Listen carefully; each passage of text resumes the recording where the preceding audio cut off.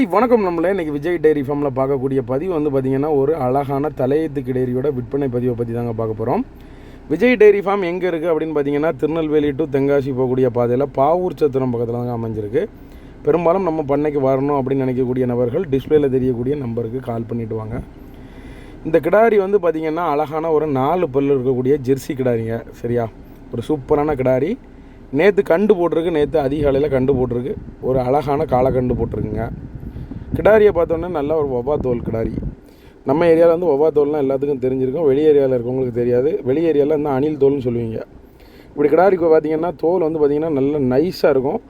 அதுமாதிரி பார்த்திங்கன்னா நல்லா நீடிச்சு கறக்கக்கூடிய தன்மை இருக்கும். என்னென்னா இந்த கிடாரி வந்து பார்த்திங்கன்னா எவ்வளோ தான் மெலிஞ்சாலும் சரி தான், பால் வந்து கறக்காமல் இருக்கவே இருக்காது.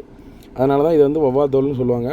அதுமாதிரி நல்ல மடி செட்டோடு இருக்குது. அதுமாதிரி பார்த்திங்கன்னா நல்லா ஒரு நல்ல காம்பு கணையோடு இருக்குது. ஒவ்வொரு காம்புக்கும் நல்ல ஒரு இடைவெளி இருக்குது.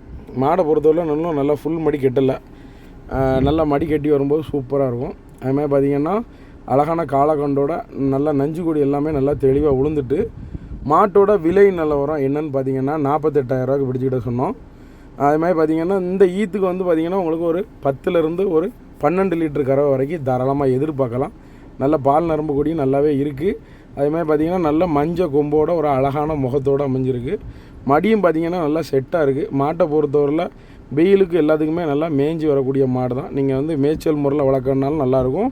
அதுமாதிரி ஒரு வீட்டு தேவைக்கு வளர்க்கறனாலும் நல்லாயிருக்கும். பெண்கள் யார் வேணாலும் கறக்கலாம், அதுமாதிரி பிடிச்சிக்கலாம். நல்ல மாடுங்க. சரியா.